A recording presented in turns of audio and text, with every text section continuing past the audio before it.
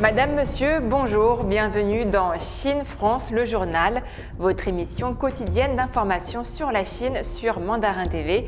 Tout de suite, les titres de ce journal. La chef de l'ONU aux droits de l'homme, Michelle Bachelet, vise une coopération plus large avec la Chine. Shanghai annonce un plan d'action pour la reprise économique. Reprise des visites de groupes de touristes interprovinciaux en Chine à l'approche de la fête des bateaux dragons. Accréditation de la première zone sous douane globale du Tibet. Les entreprises à capitaux étrangers continuent d'élargir leurs activités en Chine. Michelle Bachelet a indiqué lors d'une conférence de presse virtuelle que l'organe des Nations Unies pour les droits de l'homme et la Chine s'étaient accordés sur l'établissement d'un engagement régulier entre les deux parties, y compris par le biais d'une réunion stratégique annuelle de haut niveau pour discuter des questions d'intérêt respectifs au niveau national, régional ou mondial. D'après Michelle Bachelet, les deux parties ont également convenu d'établir un groupe de travail pour faciliter les échanges substantiels et la coopération par voie de réunions à Pékin et à Genève, ainsi que de réunions virtuelles.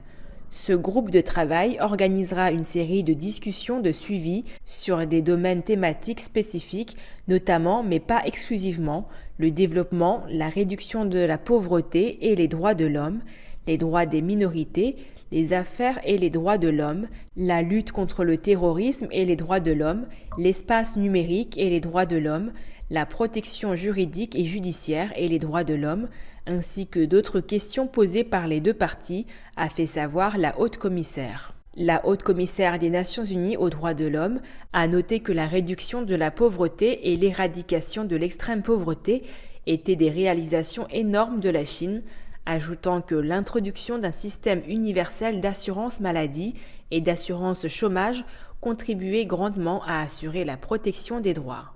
Les efforts de la Chine pour soutenir le programme multilatéral à l'horizon 2030 et les objectifs de développement durable, tant au niveau national qu'international, sont également appréciés, a fait savoir Michelle Bachelet. Soulignant que cette visite n'était pas une enquête, elle a assuré qu'elle était l'occasion de tenir des discussions directes avec les dirigeants chinois pour s'écouter, soulever des préoccupations, explorer et ouvrir la voie à des interactions plus régulières et significatives à l'avenir, dans le but de soutenir la Chine dans l'accomplissement de ses obligations en vertu du droit international relatif aux droits de l'homme. Compte tenu du rôle important de la Chine dans le multilatéralisme, la visite était une occasion pour moi de discuter également de plusieurs autres questions régionales et mondiales où la Chine peut utiliser son influence pour apporter des solutions politiques, a ajouté la haute commissaire. Dans le but de coordonner le contrôle de la Covid-19 avec le développement économique, le gouvernement municipal de Shanghai a lancé dimanche un plan d'action pour accélérer la reprise économique. Selon ce plan, composé de 50 politiques et mesures, le système d'approbation de la ville pour la reprise de la production sera abandonné à partir du 1er juin, a déclaré Wu Qing, maire adjoint de Shanghai, lors d'un point de presse. Dans le même temps, la ville favorisera la reprise de la production dans tous les secteurs en élargissant le champ des subventions pour la prévention des épidémies et la désinfection des entreprises, en stabilisant les chaînes industrielles dans le delta du fleuve Yangtze et en facilitant les canaux de logistique et de transport nationaux et internationaux. La ville réduira le loyer, l'impôt foncier et la taxe d'utilisation des terrains urbains des entreprises qualifiées. Elle accordera également des subventions aux utilisateurs non résidents pour les frais d'eau, d'électricité et de gaz naturel. Selon le plan, des mesures seront également adoptées pour stabiliser les capitaux étrangers, encourager la consommation et élargir les investissements.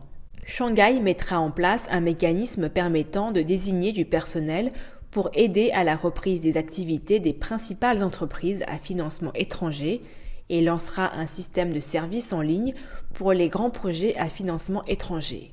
Elle lancera la procédure de demande des fonds spéciaux pour développer les sièges régionaux des multinationales à Shanghai avant la date prévue en 2022. La ville réduira progressivement la taxe à l'achat sur certains véhicules de tourisme, comme l'exigent les politiques nationales. Elle accordera également des subventions aux consommateurs qui remplacent leurs voitures par des voitures purement électriques et soutiendra les grandes entreprises commerciales et les plateformes de commerce électronique dans l'émission de coupons de consommation. Shanghai s'engage également à promouvoir la reconstruction de certaines des zones anciennes et à soutenir l'expansion à grande échelle des émissions d'obligations d'entreprise pour développer les investissements.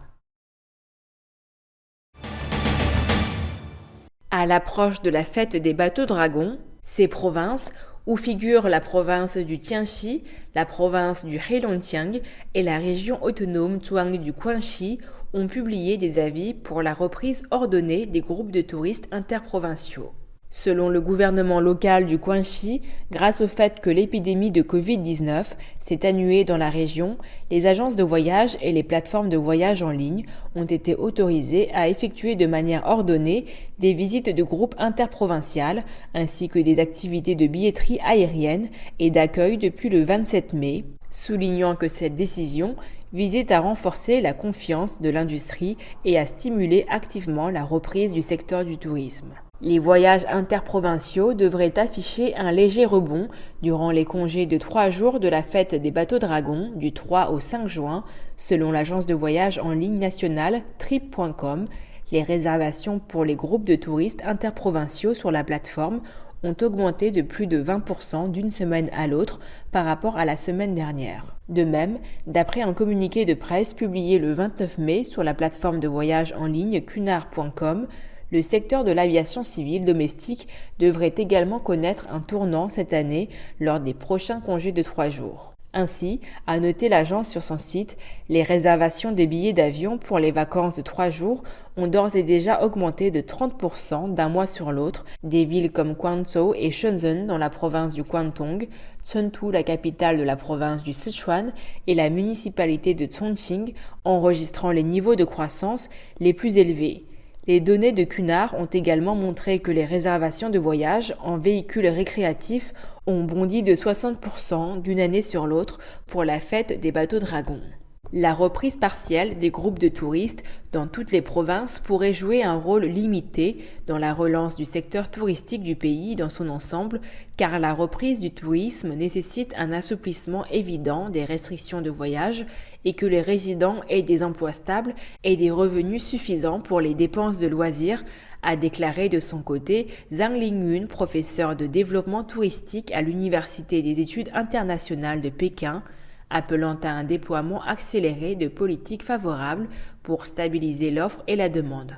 Outre l'intensification des réductions de taxes pour les agences de voyage, dont la plupart sont des petites et micro-entreprises, les autorités pourraient distribuer des bons de voyage ou des subventions pour stimuler la consommation, a-t-il aussi suggéré. Affectée par de multiples résurgences du Covid-19 cette année, la reprise de l'industrie touristique intérieure est confrontée à des défis monumentaux. Les données du ministère de la Culture et du Tourisme ont ainsi montré qu'un total de 830 millions de voyages touristiques nationaux ont été effectués au cours du premier trimestre de 2022, en baisse de 19% d'une année sur l'autre. Les zones sous douane globale sont des zones spéciales de supervision douanière. Le Conseil des affaires d'État a approuvé la création d'une telle zone dans la région en avril 2020. Une équipe d'accréditation et d'inspection comprenant du personnel de l'administration générale des douanes et de la Commission nationale du développement et de la réforme a participé au processus par liaison vidéo. Elle a examiné la construction des infrastructures et des installations réglementaires dans la zone et a accrédité la zone. Située dans la zone de développement économique et technologique de Lhasa, la zone sous douane globale est adjacente au centre de transport de marchandises du chemin de fer Qinghai-Tibet et se situe à environ 40 km de l'aéroport international Kongar de Lhasa. La zone sous douane globale et les zones auxiliaires couvrent près de 4,9 km² au total. Le commerce extérieur du Tibet a dépassé 4 milliards de yuans, soit environ 597,2 millions de dollars l'année dernière, soit une augmentation de 88,3% sur un an. Selon les douanes de Lhasa, la création de la zone sous douane globale devrait injecter une nouvelle vitalité au commerce extérieur et à l'économie de la région.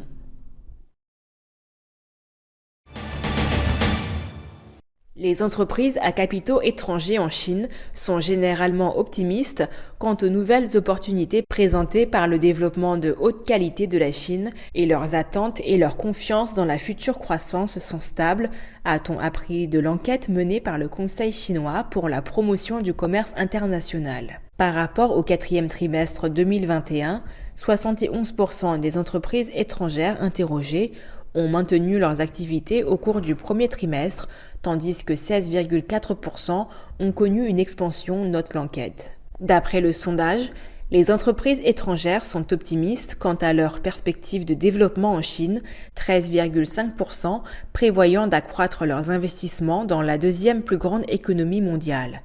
Quelques 42,6% des entreprises étrangères ont déclaré qu'elles choisiraient le delta du fleuve Yangtze comme principale destination de leurs investissements. Elles ont une vision plutôt favorable de la construction d'infrastructures publiques municipales, la promotion de la concurrence sur le marché et l'acquisition de sites commerciaux, montre l'enquête, ajoutant qu'elles sont dans l'ensemble satisfaites des politiques macroéconomiques et réglementaires. Les investissements directs étrangers dans la partie continentale de la Chine, en utilisation réelle, ont augmenté de 25,6% en glissement annuel pour atteindre 379,87 milliards de yuans au cours du premier trimestre, indiquent les données du ministère chinois du Commerce.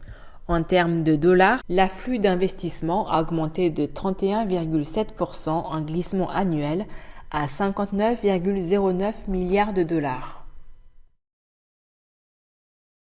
C'est la fin de votre émission. Merci à tous de l'avoir regardée. N'oubliez pas de vous abonner à notre chaîne YouTube et d'activer la petite clochette de notification pour ne rien rater. Très belle journée ou très belle soirée à tous.